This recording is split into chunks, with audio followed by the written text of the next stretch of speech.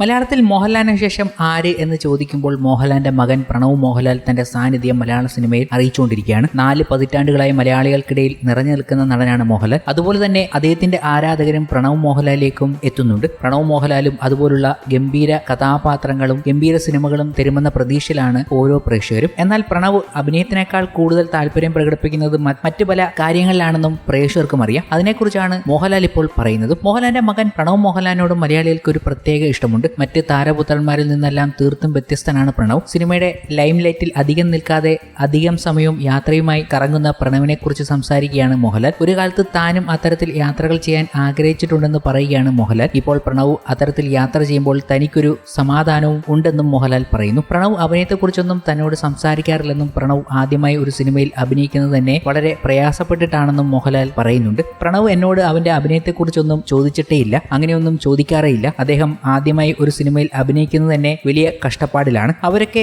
മറ്റൊരു തരത്തിൽ സഞ്ചരിക്കുന്നവരാണ്. ആ പ്രായത്തിലൊക്കെ എനിക്കും അങ്ങനെയൊക്കെ തോന്നിയിരുന്നു. ഒരുപാട് യാത്ര ചെയ്യണം, ലോകം കാണണം എന്നൊക്കെ ആഗ്രഹിച്ചിരുന്ന ഒരാളായിരുന്നു ഞാൻ. അങ്ങനെയൊക്കെ ഞാൻ വിചാരിച്ചിരുന്നു. അതൊക്കെ അയാൾ ചെയ്യുന്നത് കാണുമ്പോൾ എനിക്കൊരു സമാധാനമുണ്ട്. മോഹൻലാലിന്റെ വാക്കുകൾ ഇങ്ങനെയായിരുന്നു. പ്രണവ് തന്റെ ഇഷ്ടങ്ങൾക്ക് പിന്നാലെ പോകുമ്പോൾ സിനിമയിലും തന്റെ കരിയർ ബിൽഡ് ചെയ്തുകൊണ്ടിരിക്കുകയാണ് പ്രണവ് മോഹൻലാൽ. ഇപ്പോഴത്തെ തെലുങ്കിലേക്കും പ്രണവ് മോഹൻലാൽ എത്തുന്നു എന്ന വിവരങ്ങൾ പുറത്തു വരുന്നുണ്ട്. മലയാളത്തിന്റെ യുവനിരയിൽ പ്രണവ് മോഹൻലാൽ സാന്നിധ്യം അറിയിക്കുമ്പോൾ അതേ യുവനിരയിൽപ്പെട്ട താരങ്ങൾ ഗംഭീര ചിത്രങ്ങളുമായി മലയാളത്തിൽ പ്രേക്ഷകരെ വിസ്മയിപ്പിക്കുകയാണ്. അങ്ങനെ യുവതലമുറയിൽപ്പെട്ട ടൊവിനോ തോമസ് തന്റെ ഏറ്റവും ഗംഭീര സിനിമ ഓണത്തിന് തന്ന് നമ്മളെ ഞെട്ടിച്ചു കഴിഞ്ഞു. അജയന്റെ രണ്ടാം മോഷണം എന്ന ചിത്രത്തിലൂടെ. ഈ ചിത്രം ലോകമെമ്പാടുമുള്ള തിയേറ്ററുകളിൽ 3D വിസ്മയം ഒരുക്കി വൻ കുതിപ്പാണ് കളക്ഷനിൽ നടത്തുന്നത്. ടൊവിനോ സോളോ നായകനായി വന്ന ചിത്രങ്ങളിൽ എക്കാലത്തെയും വൻ വിജയമായി മാറുകയാണ്. അജയന്റെ രണ്ടാം മോഷണം നേടിയ കളക്ഷൻ കണക്കുകളും പുറത്തുവിട്ടിരിക്കുകയാണ് ഇപ്പോൾ. അജയന്റെ രണ്ടാം മോഷണം 5 ദിവസങ്ങൾ കൊണ്ട് ആഗോളതലത്തിൽ ആകെ 50 കോടി രൂപയിലധികം നേടിയിരിക്കുന്നു എന്നാണ് റിപ്പോർട്ടുകൾ. ഇന്ത്യക്ക് പുറമെ വിദേശത്തും ടൊവിനോ ചിത്രത്തിന് മികച്ച പ്രതികരണമാണ് ലഭിച്ചിരിക്കുന്നത്.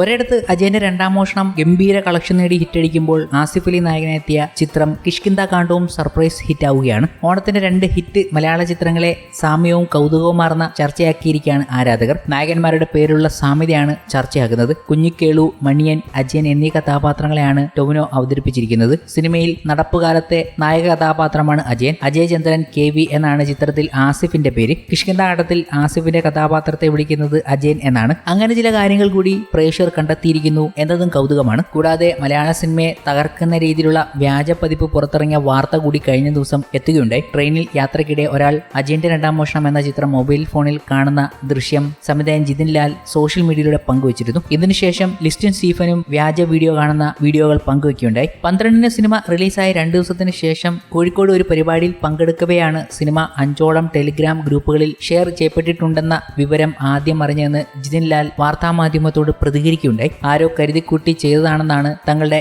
ആന്റി പൈറസി വിഭാഗം അറിയിച്ചത്. പിന്നീട് മലയാളം, തമിഴ്, തെലുങ്ക് ഭാഷകളുടെ പതിപ്പ് വന്നതായി അറിയിച്ചു. സാധ്യമാവുന്നിടത്തോളം തടയാൻ ശ്രമിച്ചിട്ടുണ്ട് എന്നും ജിതിൻ ലാൽ പറയുന്നുണ്ട്. എന്നാൽ കഴിഞ്ഞ ദിവസമാണ് ജനശതാബ്ദി എക്സ്പ്രസിൽ സഞ്ചരിക്കുകയായിരുന്ന ഒരു സുഹൃത്ത് ഒരാൾ ഫോണിൽ സിനിമ കാണുന്നതിന്റെ ചിത്രം അയച്ചു തന്നത്. തന്റെയും ഈ സിനിമയ്ക്ക് പിന്നിലുള്ള മറ്റുള്ളവരുടെയും 8 വർഷത്തെ സ്വപ്നമാണ് ഈ സിനിമയെന്നും ഇപ്പോൾ നടക്കുന്നത് കൊലപാതകത്തിന് തുല്യമാണെന്നും അദ്ദേഹം പ്രതികരിക്കുകയുണ്ടായി. സിനിമയുടെ വ്യാജ പതിപ്പ് പുറത്തിറങ്ങിയ സംഭവത്തിൽ നിയമ നടപടി സ്വീകരിക്കുമെന്നും നാളെ തന്നെ പോലീസ് പരാതി നൽകുമെന്നും നിർമ്മാതാവ് ലിസ്റ്റിൻ സ്റ്റീഫനും പറഞ്ഞു.